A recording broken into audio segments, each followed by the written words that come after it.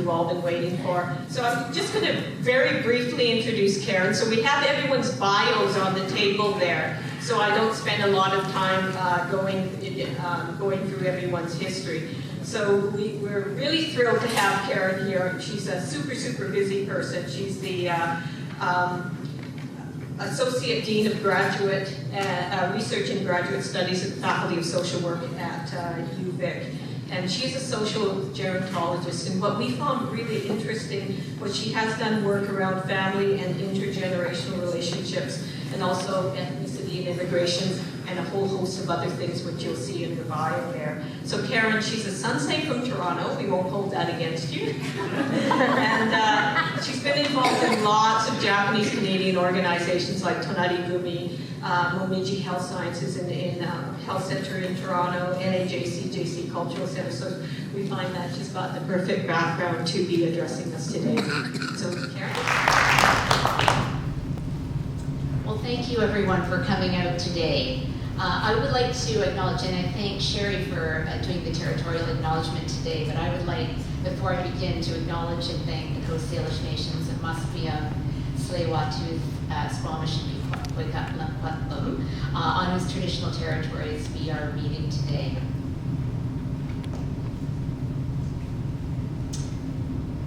I think many of you are going to be familiar. Many of you how many in the room have read Obasan? Yeah, it's a large, and I would say that among my son's generation, the room would, all hands would go up. This is of course, a seminal book in the Japanese Canadian community, but also in the wider community overall. So I wanted to open with the quote: "There is a silence that cannot speak. There is a silence that will not speak." I am my father's daughter, or so he says, and yet for years I knew little about his life history before I happened, before I was born. But this is not atypical. Not knowing the contents of our parents' life stories before we appeared in the brightly colored photo albums that line the bookshelves in suburban middle-class homes, it was normal. And I was a normal Sansei kid, growing up in a nice, safe, Mr. Rogers-style neighborhood in Toronto, part of the multicultural mosaic that Trudeau Sr. envisioned for his country in the post-centennial age. We were no different than our Finnish, Scottish, Greek, Portuguese, or Italian friends down the street. 2 married parents, a breadwinner father, a homemaker or a part-time worker mother, a sibling or 2, a pet if we were lucky, living in a single-family home with a car in the driveway. We exemplified the Canadian dream. As kids, we walked to school, rode our bikes to the corner store, played in parks and ravines, and were home just as the streetlights came on. And we naively assumed that our parents had similar childhood memories. Perhaps just, we thought, a little less money for annual family trips, and perhaps without the luxury of a family car.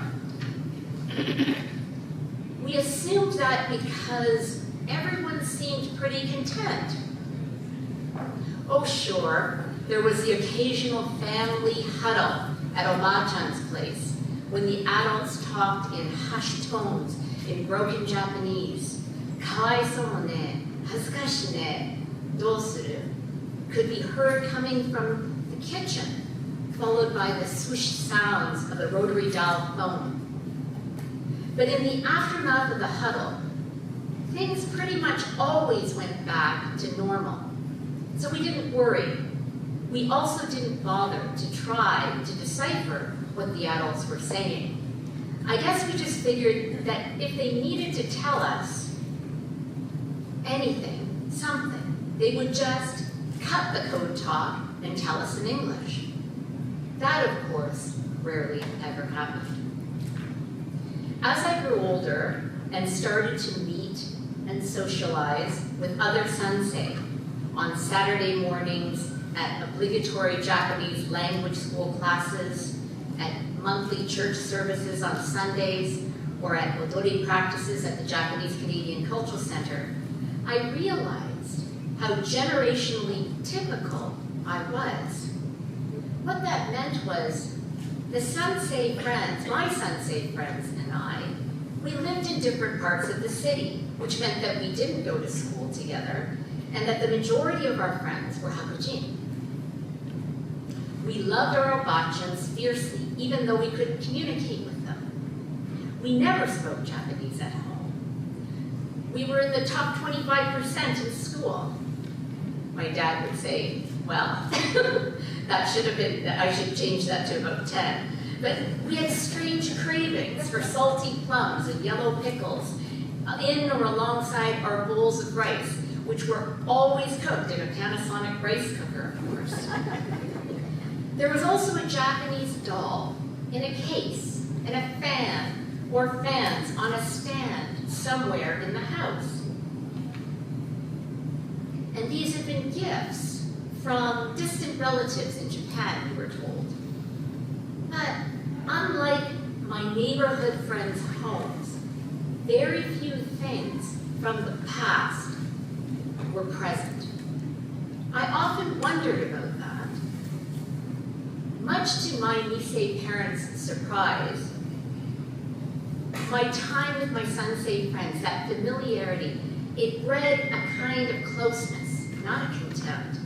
And I aged into my late teen years with an increasingly diverse group of friends, a large number of whom were Sansei. There was something comforting about being in a home that looked, smelled, and sounded so similar to my own that wasn't a family member's.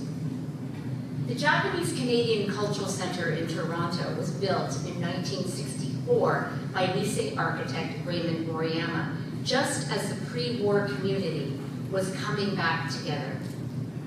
It's no surprise then that the parents of the friends who I met there were just starting to share their stories of the camps. Quite casually, really. And upon meeting me, they immediately would ask, "Where are your parents from?" Or, "What Kobayashi are you? What's your mother's maiden name?" Inevitably, there was a connection to an aunt, uncle, cousin, or in-law, and that connection was through these camps. What were these camps, my friends and I all wondered? They sounded actually like fun. Really? You met my mother at a baseball game in Bay Farm? Your sister taught my uncles and aunts in Lemon Creek? You used to go swimming in the lake with my father's cousins? Why did my parents never share these memories with me? Why didn't I meet my friends' parents sooner, if so many of them had close connections growing up? I had so many questions.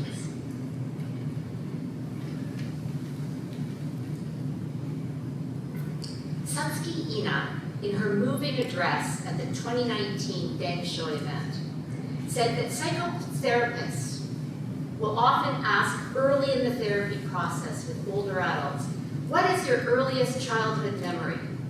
in order to try and uncover the memory's important unconscious meaning to the construction of selfhood in later life.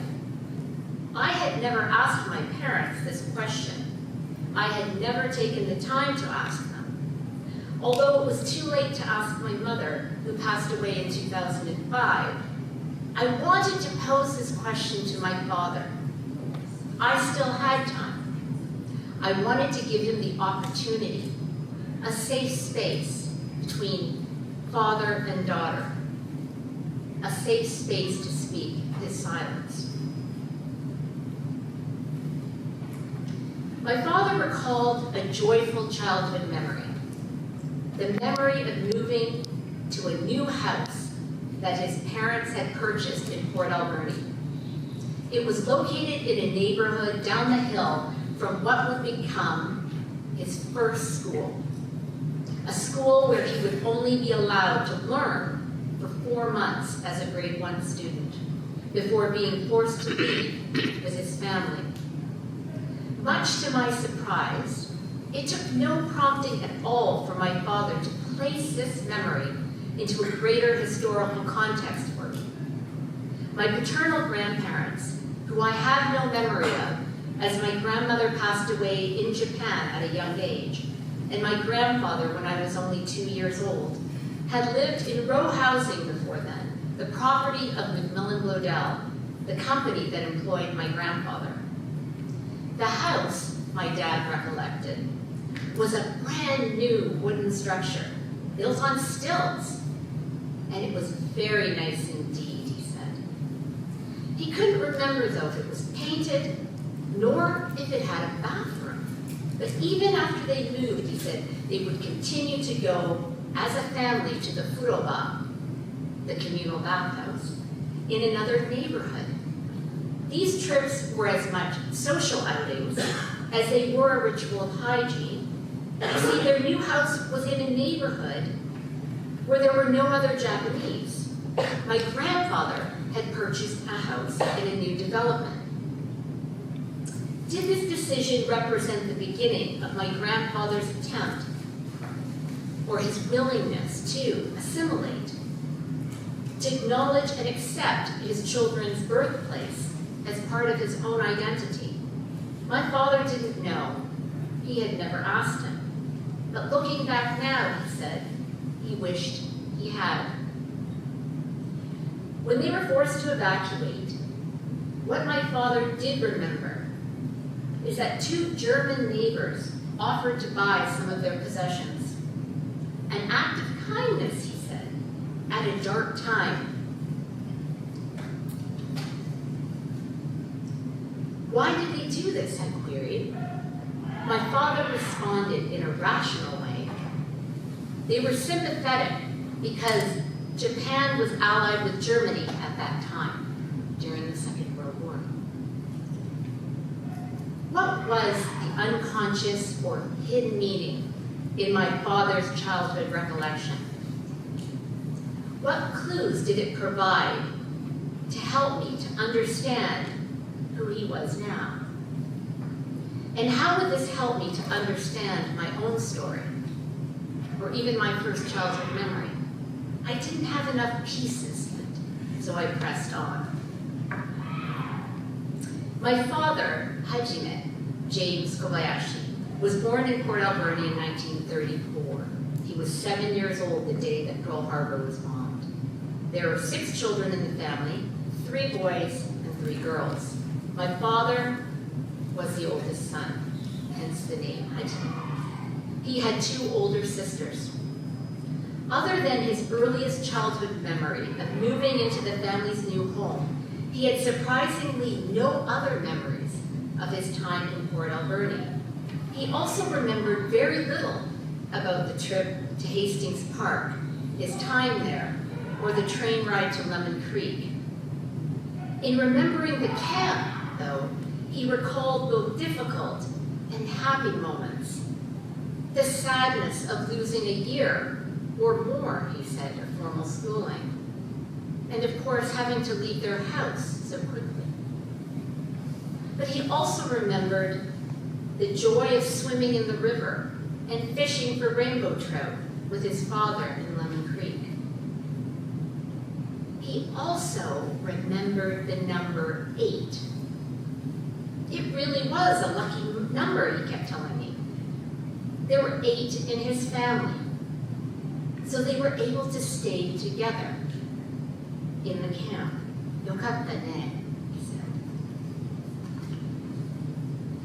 In 1945, my grandparents made the difficult decision to repatriate. My father remembered being on the 3rd boat to Japan. There were 5 boats, he said. From early on, he had a love and a fixation for numbers. My father's recollection of his time in Japan was and is incredibly detailed and vivid. As a Canadian-born Japanese in post-war Japan, his story reflects the discrimination, hardship, and sacrifice that so many Nisei experienced at the time. It is also a story that reflects the great love and gratitude he had for his own mother. And you'll note, this is a picture of my grandmother and my aunts and uncles and my father, but my grandfather is absent. And he was working at the time. From the time of the family's arrival in Yokosuka until the completion of his high school diploma in Shiga, he carried the heavy burden of being the oldest son, with the expectation that he, and he alone, would be the one to support his parents in later life. To ensure this, my grandmother used all of the family's savings to enroll my father, a junior high school student at the time, at Doshisha, a Christian private school in Kyoto. The sudden passing of his mother, shortly after he began his studies, had and would continue to have a profound impact on his life. Without the continued support of his mother, my father, recognizing the hardship that the cost of his schooling was having on the family, his two older sisters had actually left school to work to pay for his tuition fees. He made the decision then to return to Kawase. Thinking of his mother's wish for him to succeed academically, he wrote the entrance exam to one of the most prestigious public high schools in the area, Hikone Higashi. And much to his surprise, he told me, they accepted him. He completed grades 10 to 12 there. My father returned to Canada in 1954, just as the US Armed Forces were withdrawing from Japan. His goal was to bring the family back together and to fulfill the wish of his mother. So with $20 in his pocket and a one-way ticket by boat to the US, he left to join his two older sisters in Toronto. Eventually, his father and his remaining siblings would make their way to Toronto. My father never talked much about what he went through after he arrived in Toronto in the mid-1950s. He only made occasional references to how easy my brother and I had it compared to him. Little did I appreciate the truth of these words. While putting himself through grade 13 at Oakwood Collegiate, this was his graduation photo, he worked part-time, earning $20 a week at Canadian Tire to help pay for the cost of the apartment where he and his older sister lived. Able to use Japanese to meet his foreign language requirement for entrance into the Bachelor of Commerce and Finance program at the University of Toronto, he felt extremely fortunate. His mother's spirit was surely guiding him, he thought. Despite the hardships they had experienced during the repatriation years, his time in Japan had provided him with the language skills that he needed to gain access to the academic program that would eventually launch his professional career.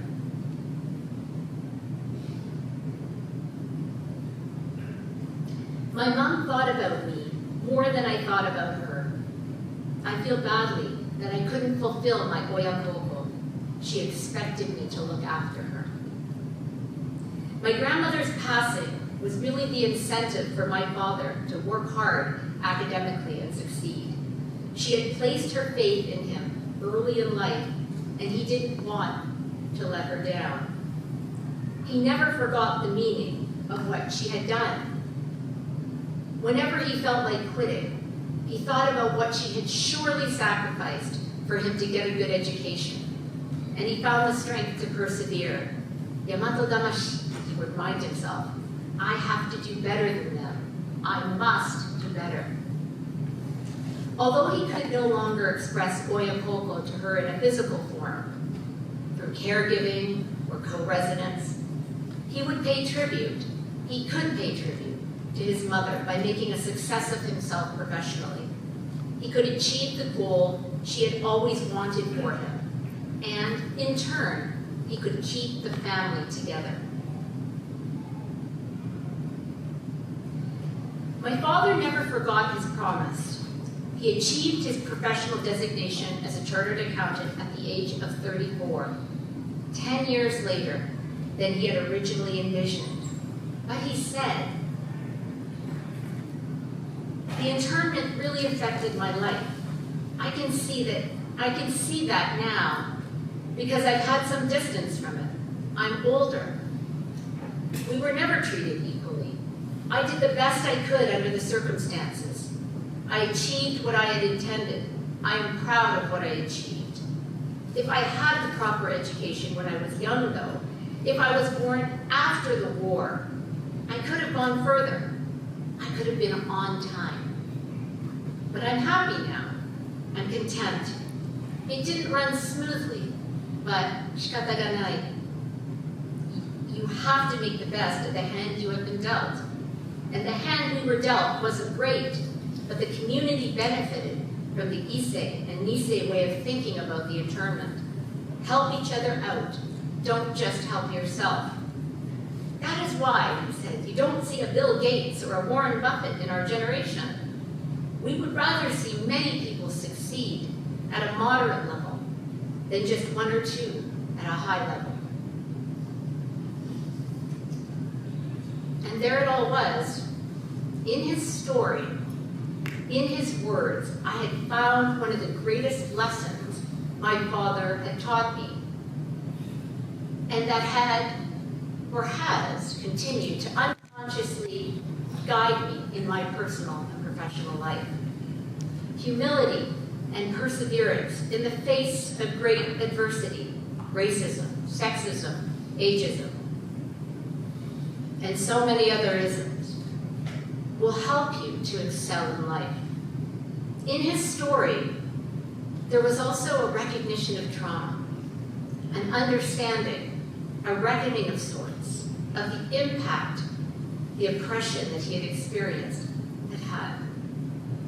It was apparent to me in our intergenerational conversation that he had clarity of this in the third and fourth age, what gerontologists like to refer to as the post-retirement years, moving into the later years. And usually the time of greatest reflection in one's life. As his daughter, I am so proud and I'm so grateful for his story. Although the internment did affect him personally and professionally, he was at peace with it, shikata ga nai. And he was happy now, he said. My father's final few words in this quote were an aha moment for me. With the wisdom of age, he observed that his generation was successful because they helped one another. Their successes did not come at the expense of other members of the community. In their own quiet ways, the hard-working Nisei tried to build one another up, to support one another as their parents had done. It is an important lesson, a generational legacy for my generation and all future generations. Build community together. Share your wealth. Share your wisdom. This event, I believe, is key to passing along that message. Thank you to Connie and Lucy for bringing us together to participate in intergenerational conversations that are sure to inspire, to motivate, and to move us in unique ways. My wish for today is for each of us, regardless of generation, to have an aha moment, or as my father would quickly say, an ara soda moment. One that can serve as a bridge to future action in your family, in your homes, in your communities. Thank you.